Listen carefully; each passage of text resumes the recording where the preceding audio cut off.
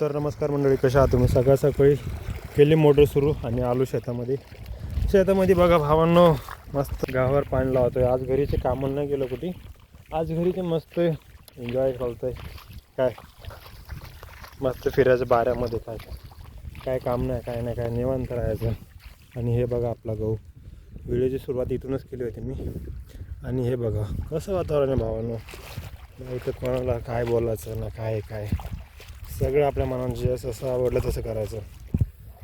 काय कोणी आपला मालक नाही आणि कोणी याच्या हाताखाली काम करायचं नाही. आपली शेती आपलेच सगळं. काय बोलताय? शेती बोलले तर फुल मजा.